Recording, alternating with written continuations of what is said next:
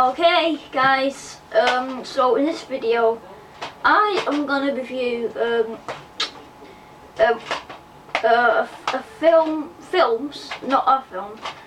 Critters.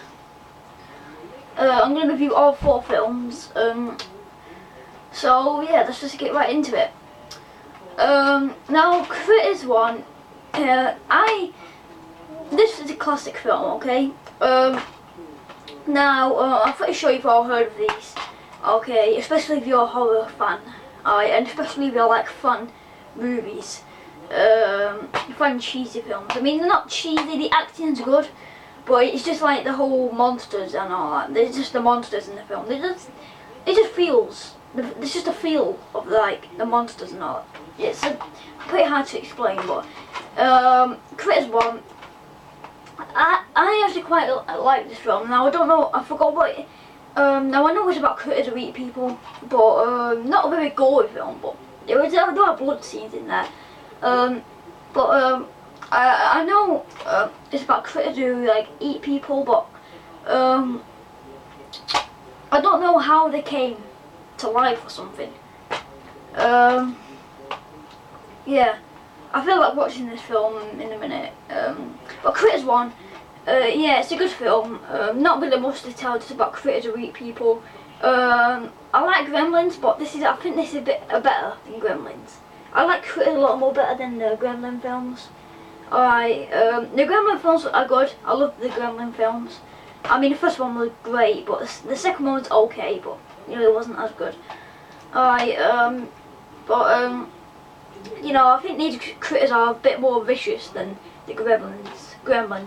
So that's why I like them more. Because these films, they have more blood. They have more gore than Gremlins. I mean, when I say gore, I just mean like people getting bitten and you see. I don't mean like blood and guts. I mean, I don't mean guts or anything, but you just see a lot of blood in these kind of films. Especially in Critters 1 and 2, you know what I mean? You do see a lot of blood. Alright, you know, but when people get bitten, you know, you don't really see anything too gory. You don't see them actually get eaten or whatever. I mean, you might see them getting bitten, but you don't see them actually getting eaten. I mean, you see like their legs, you know, in some of the scenes you see their legs like moving and like panicking, but you don't see them actually getting eaten. So not too gory, but there are a lot of blood in there. Critters 1, great film. Critters 2, I like this one. I liked it better than the first film. Okay, this one is about these little eggs. Well, these little eggs. Yeah, I think the first one was actually about eggs as well. Yeah, just the same as the first one. You know, about little eggs, they hatch, and the critters come out and just eat people. Really, you know, very good film. I enjoyed it more than the first one. Okay. You know, yeah, it was a good film. I loved it. I enjoyed it. What? Oh my god. What? No, I'm doing a video. Alright. Critters 3. Oh my god. What? I'm doing a video. I will find this book. Joe. No, you can get on the sofa. I'm not listening. He can get up himself. I don't even know what he's doing. I'm not listening.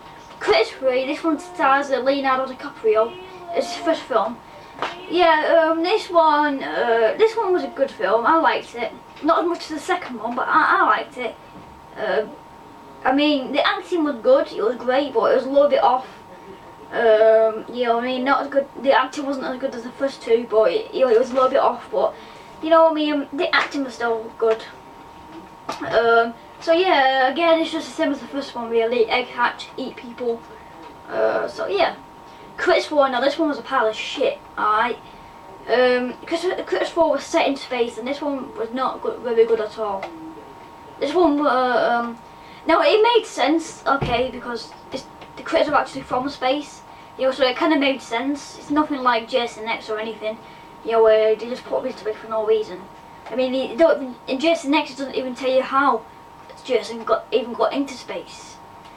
But Critters 4, the film was pile of shit. I only watched half of it and I got bored. Alright.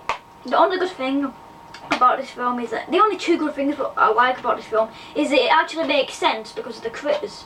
I mean, it was a bad idea putting them in space, but it actually makes sense because they're from space. Alright, and the second good thing about this film, alright, is that Brad Dourif is in it. He's the guy who played Chucky. Yeah, but apart from them two, this film is a pile of horseshit. But part 1, 2 and 3 are good though. I suggest that you check them out. Now, not a lot of people like part 3, but I don't see anything wrong with the film.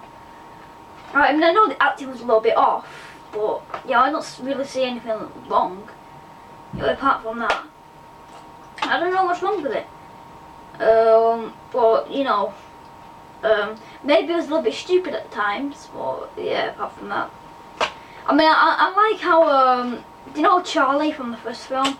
I like how Charlie plays in all of these films, because most characters, they just play in like the first 2 films or the first film.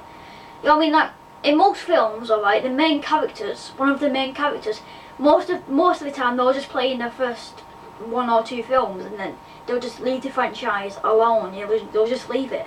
But in the Critters franchise, Charlie, which is one of the main characters, he actually re-inspires his role. He actually plays in all of these films. Now I don't even know why Critters 4 is actually a 15, because you know it doesn't even seem like a 15 film. You know what I mean? It's like Critters 1, Critters 2 and Critters 3, but actually a 12, and Critters 4 got a 15 rating. That should have been the other way around. Critters 1, 2 and 3 should have got a 15 rating, and Critters 4 should have got a 12. You know? But yeah, I mean, if you like PG-13 films, I suggest you check these out. Apart from Critters 4. Not just because it's PG-13, because it's a terrible movie. So yeah guys, that's just basically it. Very fun films. Okay. Alright, and that's it. Bye. Not the best way to end a video, but whatever.